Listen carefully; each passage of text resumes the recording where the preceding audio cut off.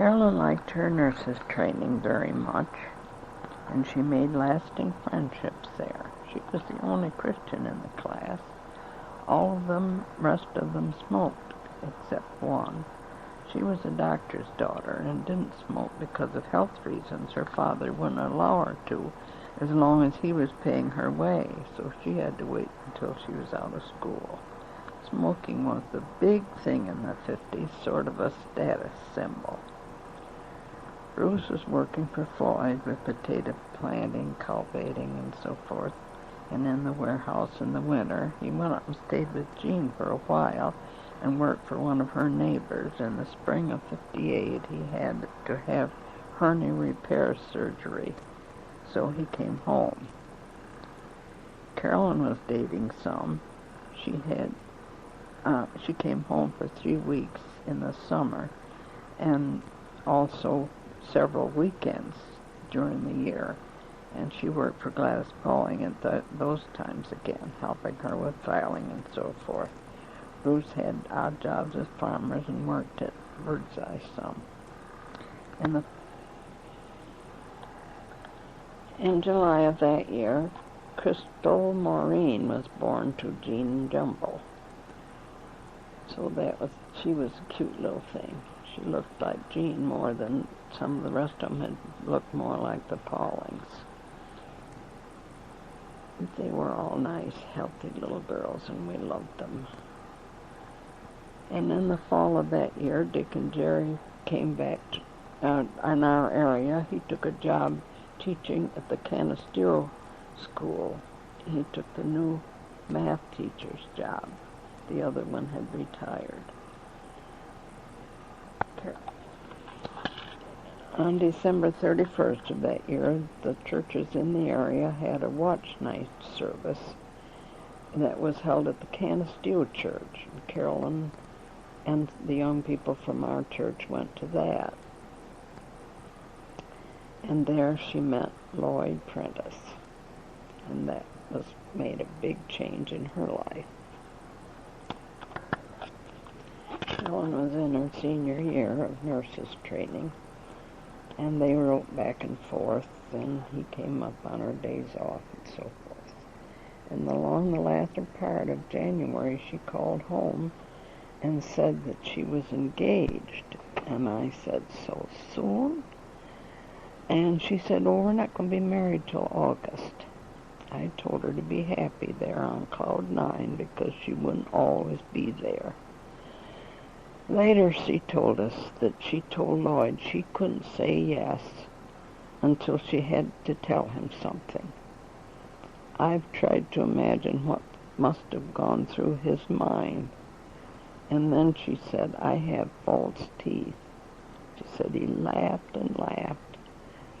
I suppose partly because of relief and partly because he thought it was so ridiculous for her to be so concerned over something like that.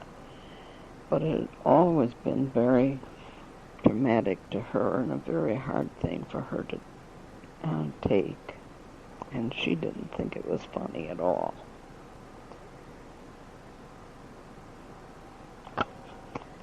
As I said before, Mother was in bed all the time now.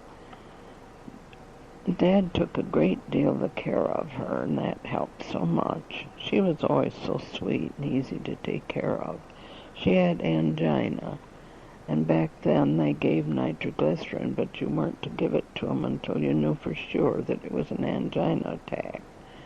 And so the pain would get so bad before the pill would take effect. I always felt so bad over that. Nowadays, they keep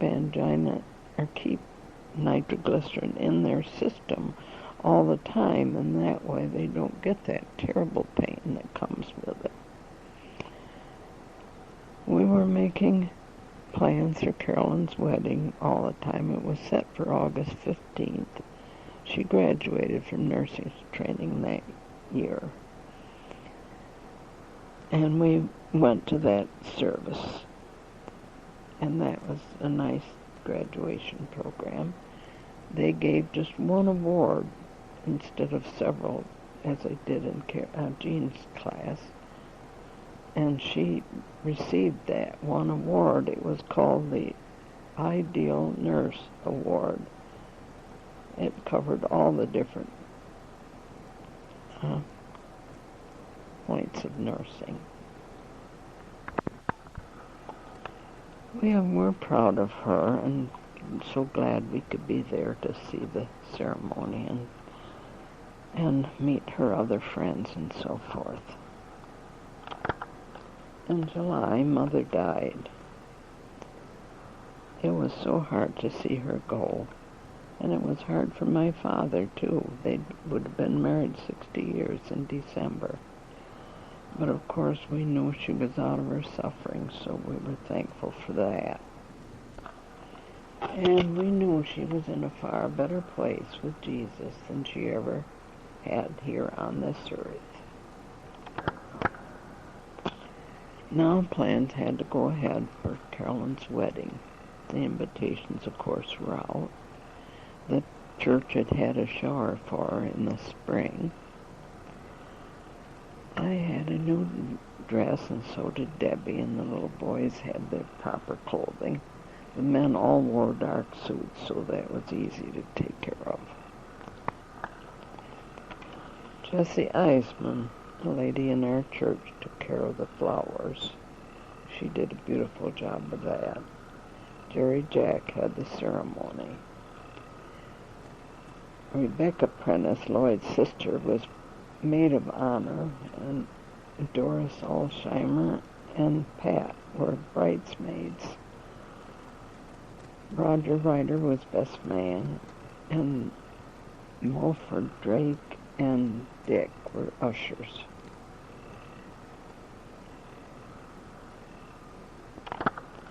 For the reception, they had pistachio ice cream and strawberry ice cream to carry out their pink and green color scheme. And cake, of course, served with that, and punch. The temperature was in the high 90s, and Carolyn has kept track of it every year since then. And that day, August 15th, 1959, had set a record for heat for that day. Up until last August. That was it. After their honeymoon, they got a house in Rochester, and Carolyn went to work as a nurse at the hospital where she graduated, Highland. And Lloyd registered in University of Rochester to finish his college.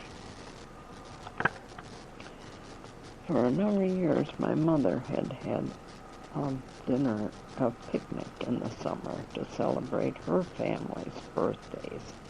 She had two brothers and a sister that lived in Hornell area. So they all came, Aunt Myrtle Cook and her husband Clarence, and Uncle Will Matthews and his wife Jenny, and Uncle Harry Matthews. And they all came up for this picnic, and my father's birthday was in the summer too, and of course my mother's was in August, along with Aunt Myrtle's. So it was nice. We had, as a young girl, I remember we had these every summer. And then after they passed away, I continued to have the picnic there at my house in the summer for my family as they married and had children, and they came back. We usually set a Sunday that they could all come, and then they'd all go to church that had come here to church to begin with. So it was a chance for them to get back in their own home church for one day a year. It was very nice, and then we'd have the picnic, and they'd play games in the afternoon in the yard, croquet or softball or something, or just sit and visit. They didn't see each other very often.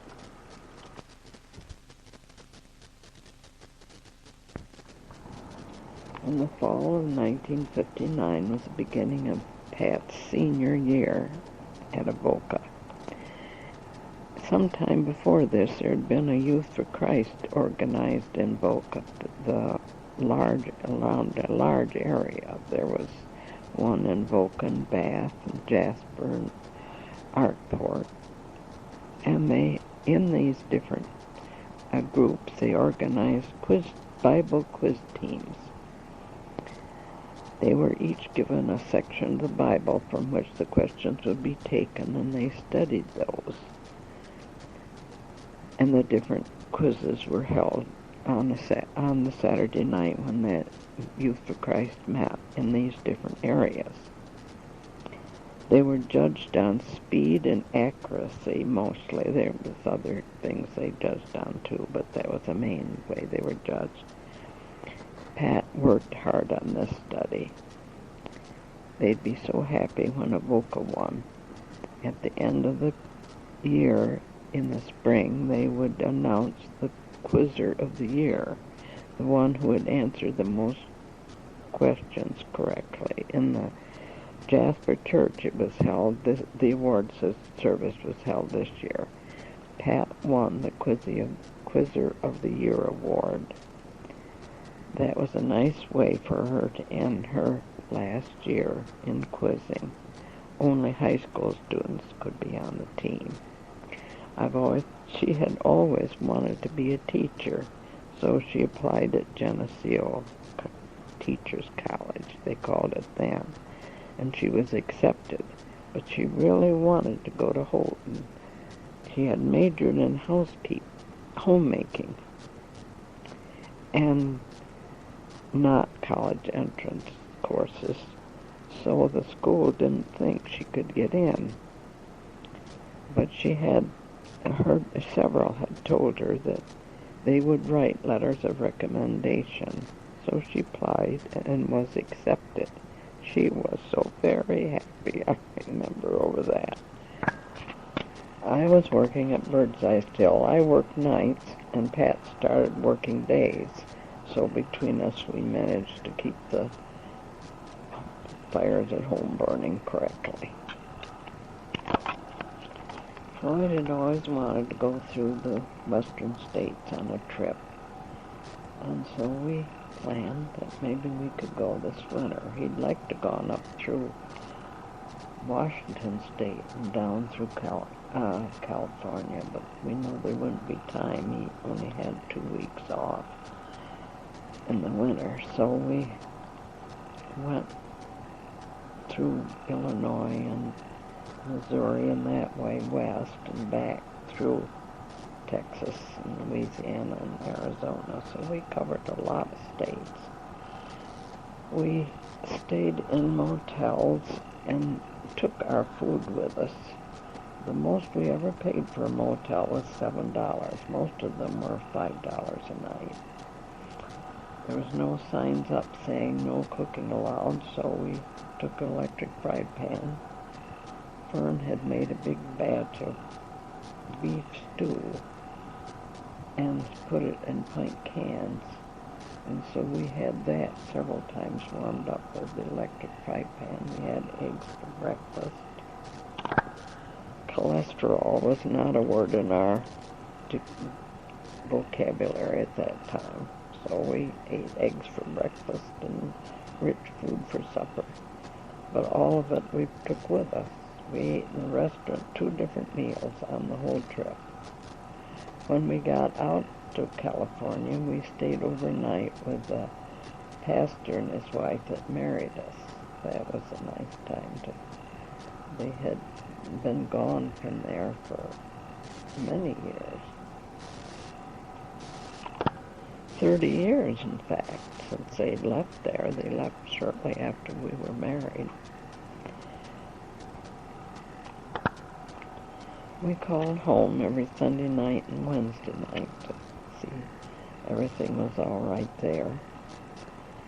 We sent a lot of postcards and took a lot of pictures. It was nice, but way too short a time for all we wanted to cover, but we did cover a lot of states and had a very, very good time. Now I've got ahead of my story again. In June of 1960, Colleen Lynette was born to Gene and Jumbo. So there was 5 little girls. Debbie made 6, and Dick and Jerry's 3 made 9. So when they got together, there was quite a crowd of little girls, and still one lonely boy, Mark. Gene Jumbo moved back to Dansville, so we got to see more of them. They used to come over every once in a while. Geneva and Kenneth Pauling, Jumbo's parents, had a dog named Pal.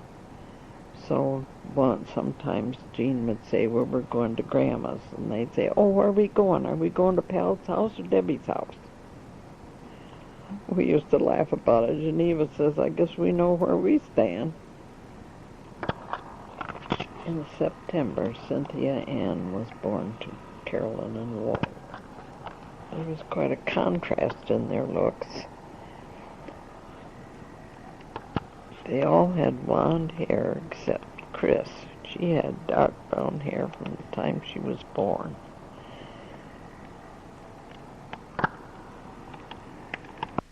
Bill 5 of them had brown eyes and 5 had blue eyes. Now Grandma's talking again. They were all very nice-looking children. Debbie had brown eyes, too. She looked quite a lot like Karen, and, well, there was a family resemblance there, and she looked like some of the other children, too. They got a big kick out of calling Debbie Aunt Debbie. It was comical because she was the same age as most of them. Dick tells a story, and I can't verify this, that one day Karen come in and says Aunt Debbie has wet her pants.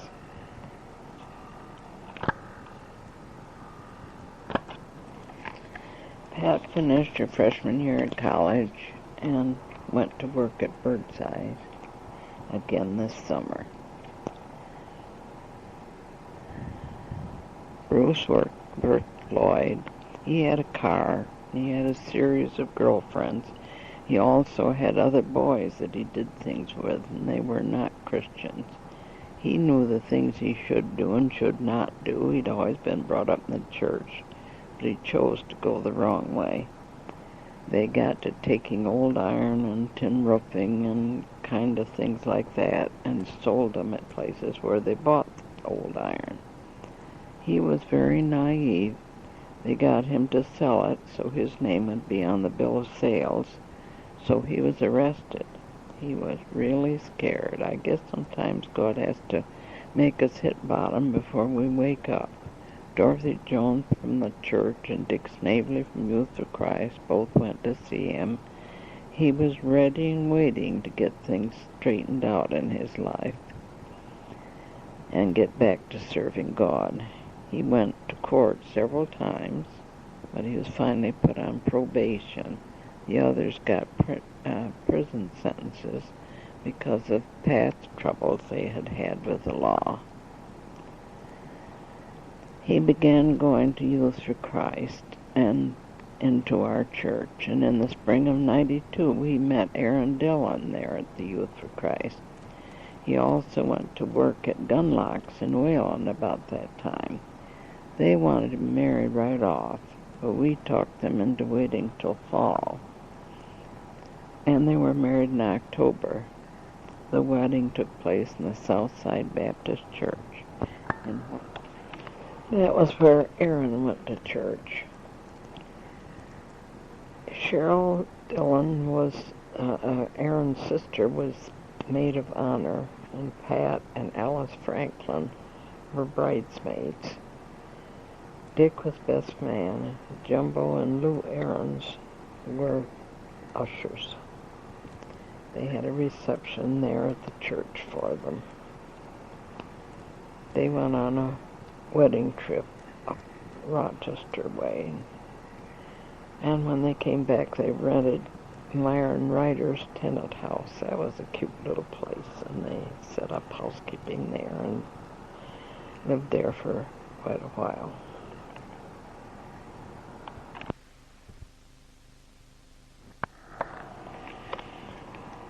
Erin has this inherited condition where walking is difficult for her. She had to use crutches always. And when it was time in the next year summer for Paul David to arrive, they moved down to Grandma Dillon's in Canisteo for a while. He came, as I said, in August.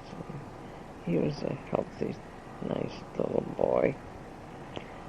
They stayed at Grandma Dillon's a while, but then they came up to our house for a while. And he worked for Bernard Jones, and they bought a trailer and set it up on Bernard's land. They stayed there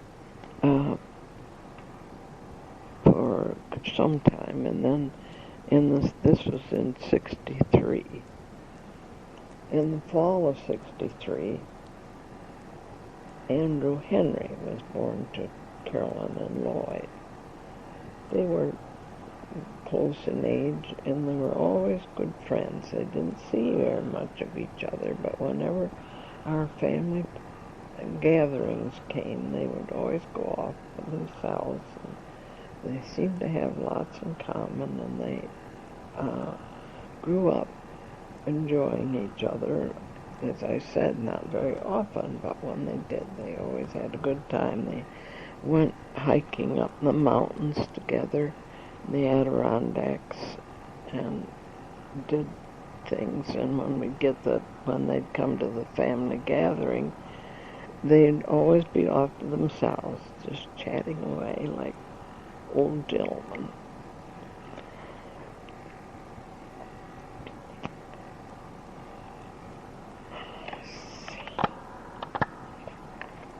Bruce worked for Bernard Jones for a while, and they bought a trailer and set it up on his property.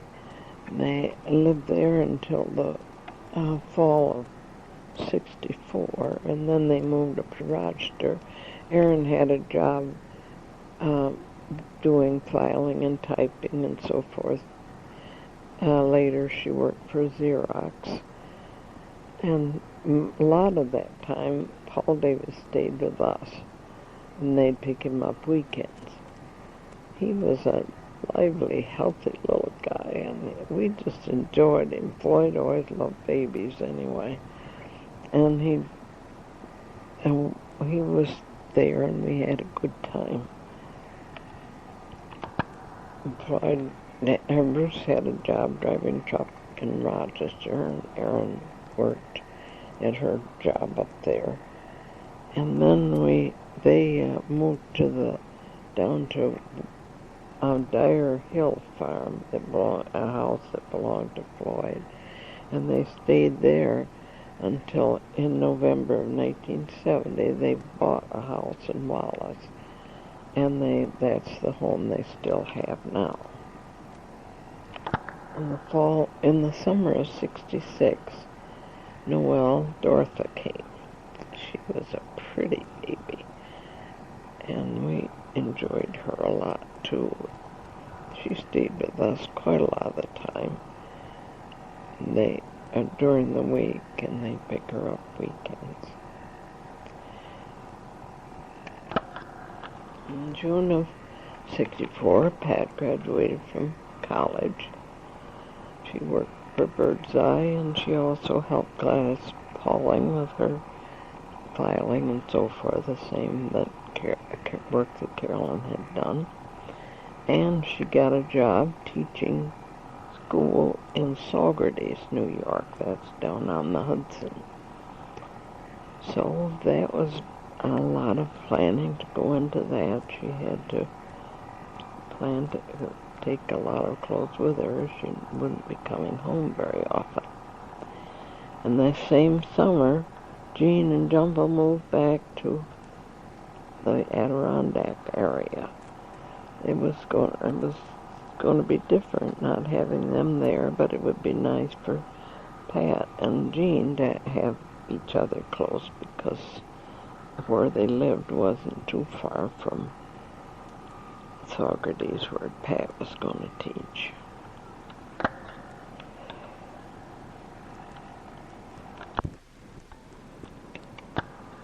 Now I've got ahead of my story again. Floyd was working for Dick Goodrich, and putting in potatoes for him and worked as usual. But he also bought a farm from the Alsheimers.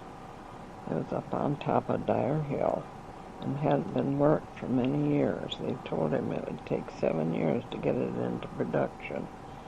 But he worked hard at it and got it so it produced good in 4 years. The first year we put in was one of those years that there comes a very early hard freeze. So we lost that crop that year. It just was too much frozen to save.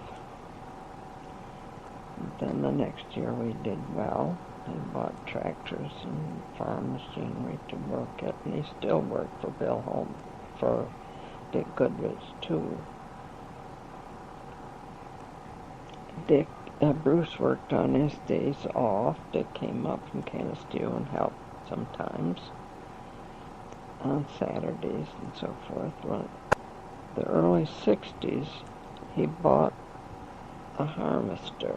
We had colored people come up from the south to work and pick the potatoes and help with the harvest.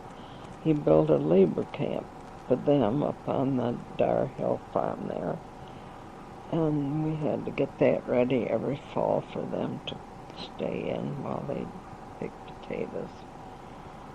But it was getting more difficult to get good help to come up there because so many of them would come just because they wanted to come north, and they weren't much workers, but most of them were real good workers, and Floyd enjoyed them. He also bought a farm up on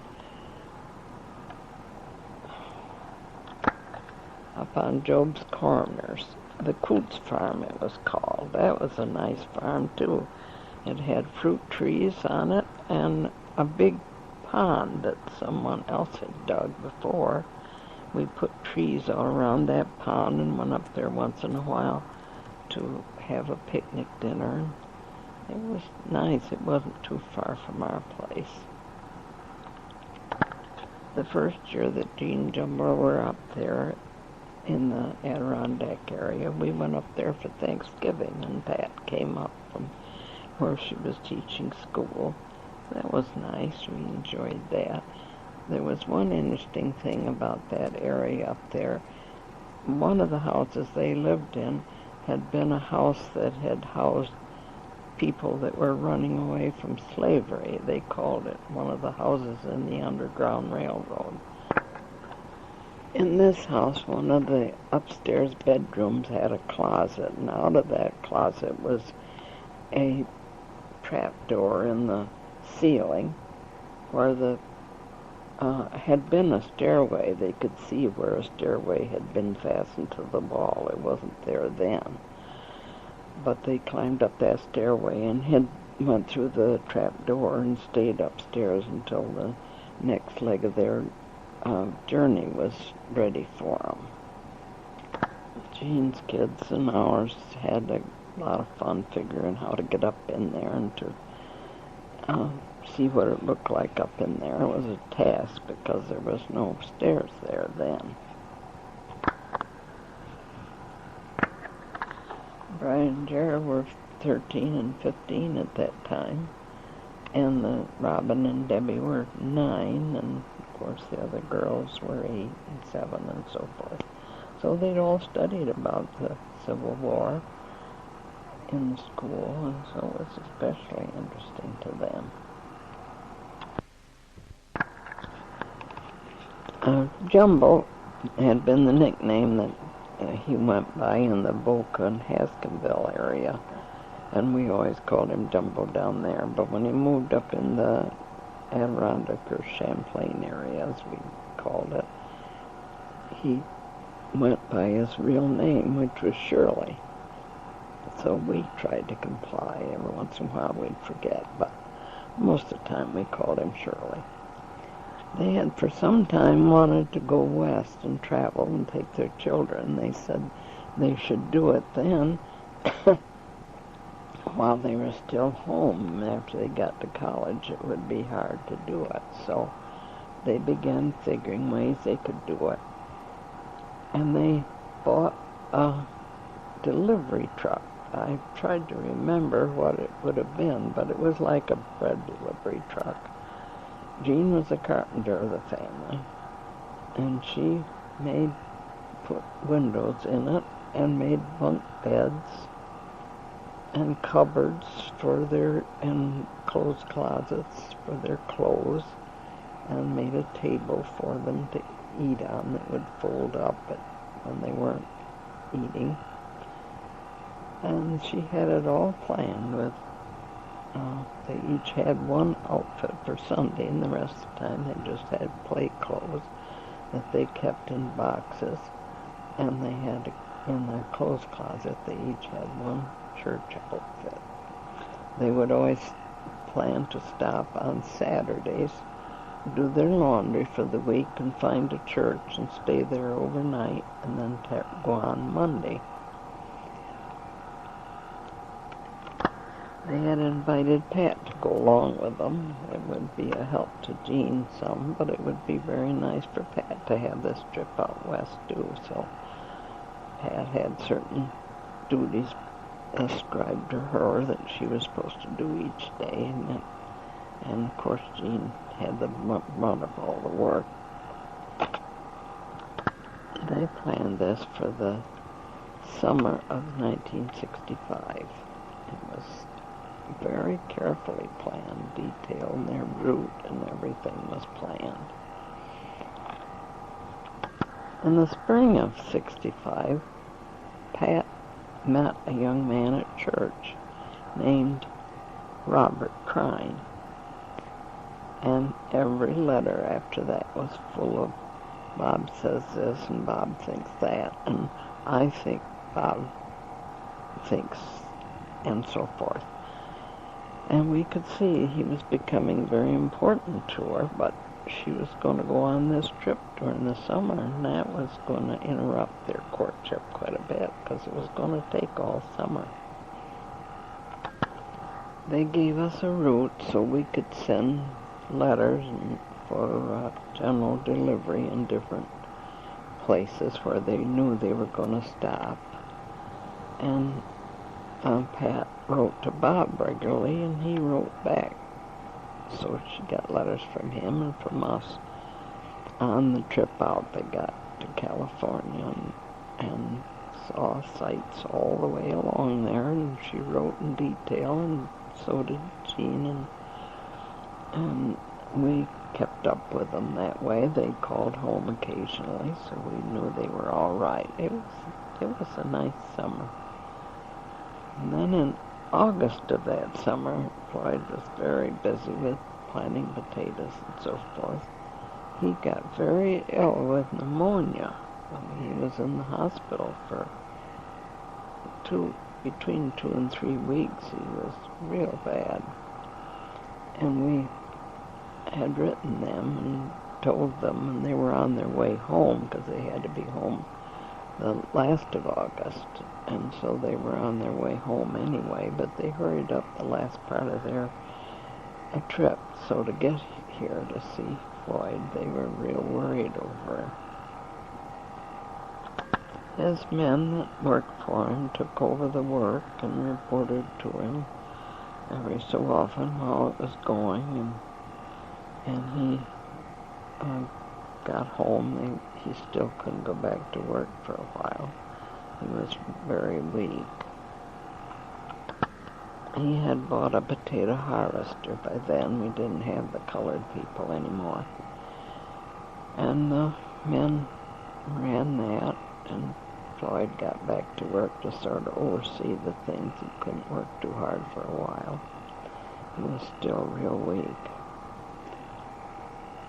And Pat went back to teaching in Saugerties where she was teaching, and Jean and Joan went back to their regular routines.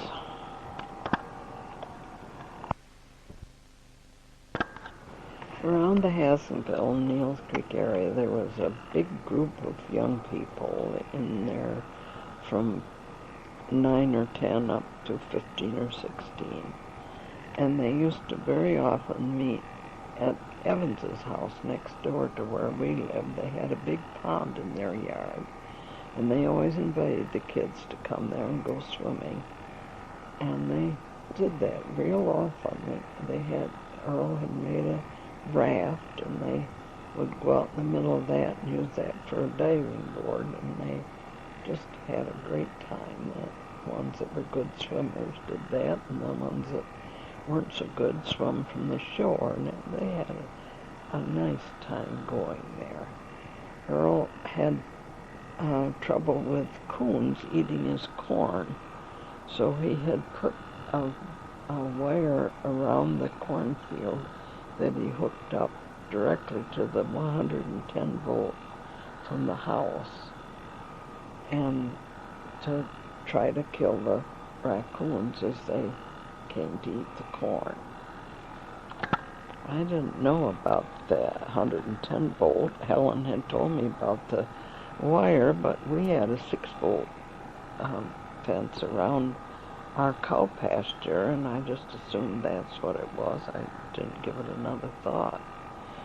On the day of September 21st, it had been a very hot day all day, and so on the way home on the bus, the kids all agreed they'd meet at Evans's to go swimming. It'd probably be the last hot day where they could all go together and swim. So they all met there, and they swam quite a while. And then in the middle of it, that day, I'd forgotten that day, Brian got word that he had passed his driver's test, and that was a big, big thing to a 16-year-old. That's what he was then. And he was so excited about that, and he had bought a little car with his savings, a real cheap little car, but it was special to him, and he painted it very carefully, and was waiting till he got his driver's license so he could drive it. And he was down there swimming with the rest of them, so I never knew why he did this, but all at once he left the pond where they were all swimming and jumping off the raft and so up into the corn patch where Helen Evans was gathering corn. And he tripped on that wire with his foot and reached down with his other hand to pull the wire off. I suppose it burned, and it killed him instantly. We didn't know for sure that at the time, but Floyd had been to the doctor that day, so he was home just resting. He was pretty tired out, and so we called, and he came and took him to the hospital, but they couldn't revive him. It was a tragedy because we felt so bad for the Evanses. They just thought so much of all the kids in the neighborhood, and of course it was a terrible loss to us. My father was in bed all the time now. I got him up a couple times a day to sit in a chair so that he wouldn't get bed sores, and to rest his back and so forth.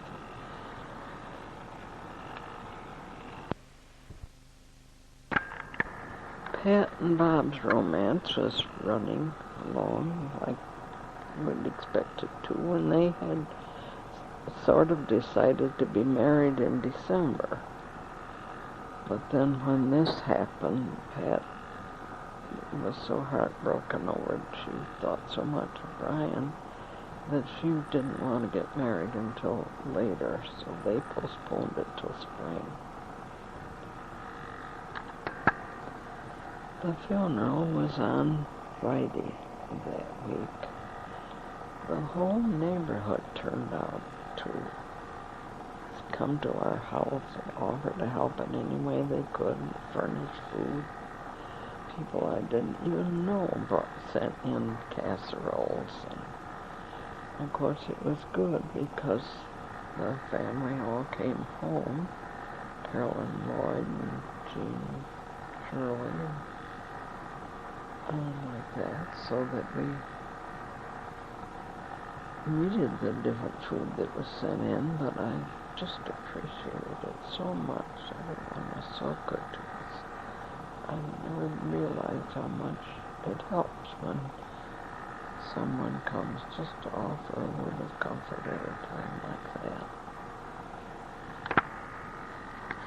The next week, my father died, so it was hard to have that at the same time, and we just felt bad because it seemed like we didn't mourn him the way we should, because Brian's death was so much in our thoughts. But life had to go on. We had the funeral on Saturday of that next week. Floyd had begun going to church regularly after Brian's death and studying his Bible. He realized that he needed to get closer to the Lord. Brian was a strong Christian, so I had no doubt where he was. It was the one thing that kept me in balance, because I knew that someday I'd see him again. I had Thanksgiving and Christmas at my house that year, and all that could come came.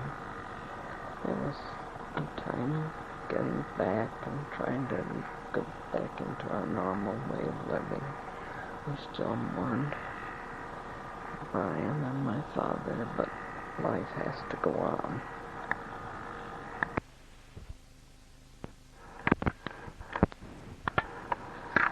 New Year's is a time of beginning again, and we began planning for Pat's wedding, which was to be April 2nd. Pat made most of the arrangements from where she was in Saugerties. She ordered the flowers and a wedding cake and everything from there. April 2nd came. It was a bright, sunny day, but very cool. The wedding was to be held in the Haskellville Church, same as Jean's and Carolyn's had been.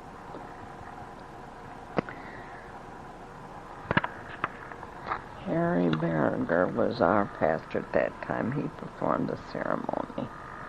The maid of honor was Sandy Skank, her roommate at college. Trudy Crine, Bob's sister, and Joyce Kinney, a close friend, were bridesmaid, and Debbie was junior bridesmaid. Paul Westerbrook was Bob's best man. Jerry Alderman and Harry Crine, his cousin, were ushers, and Stephen Zimmerman, his nephew, was junior usher.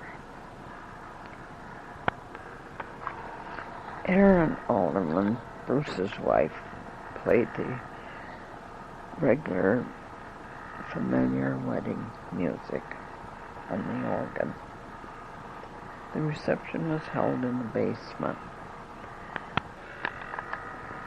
Everything went off very nicely down there, and they left right after the reception.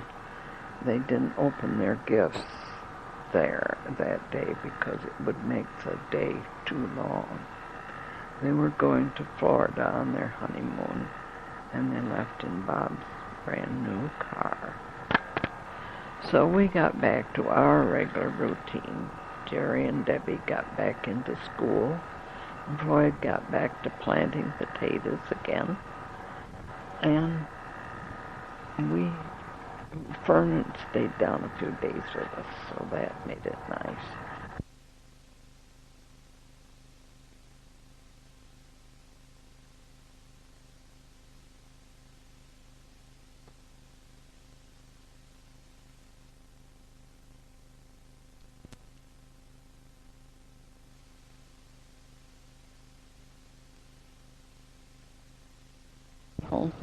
after he got home from the service, he went back down to the place where they had their trucks, but his partner had not driven truck all the while he was gone.